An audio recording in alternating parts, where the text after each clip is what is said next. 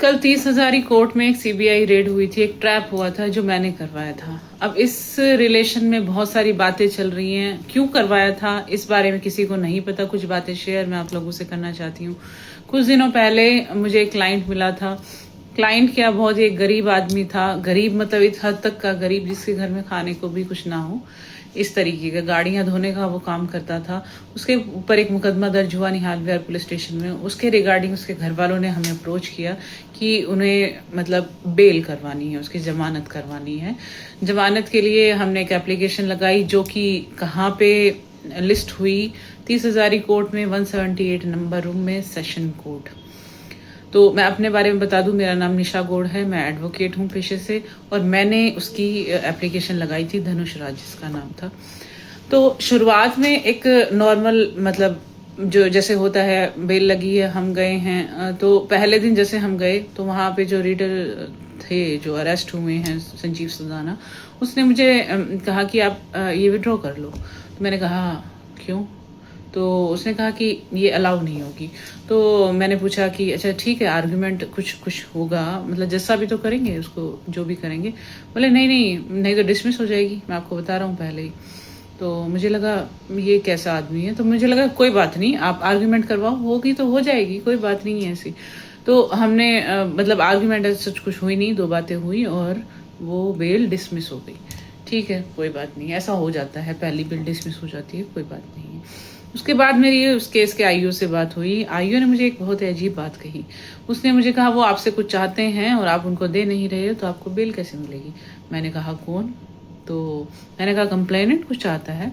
तो उसने कहा नहीं, कंप्लेनेंट नहीं, माननीय कोर्ट आपसे कुछ चाहती है और आप दे नहीं रहे तो आपको बेल नहीं मिलेगी। मैंने कहा अच्छा, वो मतलब उनका कहना था वहाँ के कोर्ट स्टाफ से आप मिलो। तो मुझे कुछ चीज़ें समझ आने लगी कि कुछ ऐसा गलत वहाँ पे हो रहा है। तो मैं वहाँ के जो रीडर था संजीव सदाना, उससे मिली। वो बात सच थी, उसने मुझसे 30 हजार रुपये की डिमांड करी कि 30 हजार रुपये आपके लगेंगे, आपकी बेल हो जाएगी, और नहीं देंगे तो बेल नहीं होगी, भूल जाओ इसको कि बेल हो जाएगी। तो ये मेरे लिए बहुत ही शॉकिंग था। पहले तो ये मेरे लिए बहुत ही ज़्यादा शर्म की बात थी कि एक पुलिस वाला मुझे कह रहा है कि कोर्ट आपसे कुछ लेने के बाद आपको जमानत देगी, नहीं तो नहीं मिलेगी, कुछ भी कर लो। कहीं ना कहीं it was a challenge for me, मेरे लिए एक चैलेंज था कि भाई आप या तो हाई कोर्ट चले जाओ, वहां से हो सकता है आपको रिलीफ। इस कोर्ट से आपको जो है रिलीफ नहीं मिलेगा। आप अगर पैसा देंगी तो आपको रिलीफ मिलेगा, अदरवाइज आपको रिलीफ नहीं मिलेगा। तो अब इस केस में एक वकील क्या करे?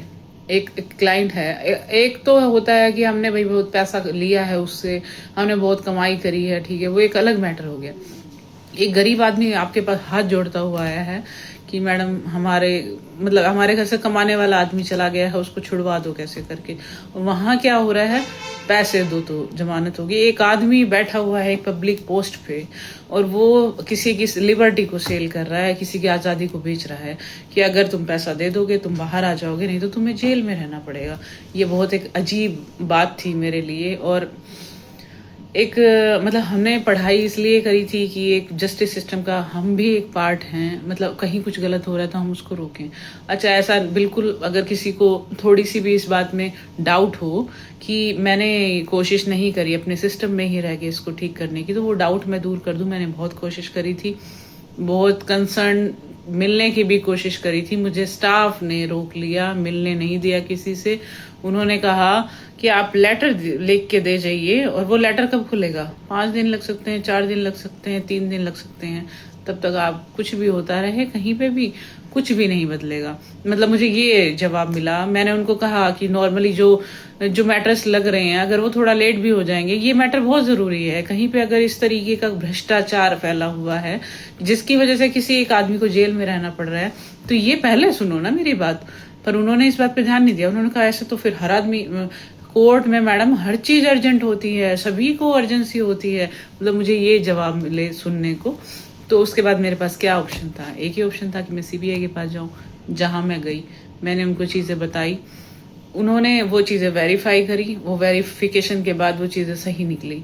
उसने हकीकत में जो डिमांड करी थी वो सही निकली। वो जो हो रहा था इतने दिन से हम इस मतलब मैं अपना काम नहीं कर पा रही थी। मैं उसी चीज के बारे में सोचे जा रही थी कि एक आदमी है वो पैसा नहीं दे पा रहा है तो वो बाहर नहीं आएगा क्योंकि उसके पास पैसे नहीं है। पैसे देगा तो जमानत होगी, नहीं तो हाई कोर्ट चले जाओ। हाई कोर्ट के एक्सपेंसेस भी तो मतलब उसको उठाने पड़ेंगे। वो गरीब आदमी है, वो क्या करेगा, उसके पास कोई ऑप्शन नहीं है। मुझे अपने आप पे ही मतलब ये डाउट हो रहा था कि मैं उसके लिए कुछ कर ही नहीं पा रही हूँ। अब आप ये समझिए एक वकील क्या करेगा। एक वकील का तो मुझे वो आदमी कहता है, संजीव सुदाना, आपको मैडम आर्ग्यूमेंट भी नहीं करने दूंगा, आपको आर्ग्यूमेंट करने की भी जरूरत नहीं, ऐसे ही ऑर्डर ले लो, आप पैसे दो ऑर्डर लो। इस तरीके की बातें वो बोल रहा है। तो हम कहाँ हैं? एक वकील तो इस सिस्टम से हट ही गया है। अगर ये सब होता रहा तो वकील की तो कोई जरूरत ही नहीं रही ना। और दूसरी बात, पैसे वाला ही जिंदा है, फिर तो जिसके पास पैसा नहीं है वो तो मर ही जाएगा। तो उस सिस्टम को ठीक करने के लिए अगर मैं ये कदम उठाती हूँ, मुझे नहीं लगता कोई भी एक रैशनल जो भी इंसान होगा, जो अच्छी विचारधारा का होगा, अच्छी एक सोच रखता होगा, इस चीज को गलत बताएगा। जो गलत है, गंदगी है, हटाने का काम तो करना पड़ेगा ना। जो एक आदमी लायक ही नहीं है किसी पोस्ट पर रहने की। बाकी इंक्वायरी हो रही है, सारी चीजें सामने आएंगी, पर मैं अपना मोटिव, मेरा मोटिव, कोई ये मुझे कहेगा ये पागल है, इसको क्या ही जरूरत थी, इसने ऐसा क्यों किया, इसको क्या पड़ी हुई थी, तो मुझे ये पड़ी हुई थी। आप समझिए, हम भी कहीं कहीं ना कहीं एग्रीव्ड हो रहे थे उस चीज का।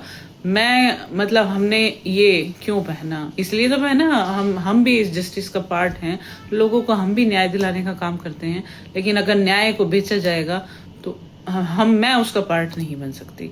मैं चाहती हूँ आप इस वीडियो को शेयर करें ताकि ये चीजें लोगों को समझ आए कि ये करने का कारण क्या था, ताकि किसी के दिमाग में कोई नेगेटिव बातें बची भी हुई हो ना तो वो ठीक हो।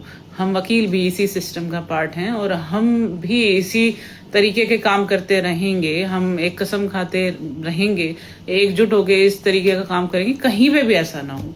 मैं चाहती हूँ आप सब भी यही काम करें। ये गलत नहीं है, यही सही है, यही सही तरीका है और कोई तरीका हमारे पास है नहीं। Thank you.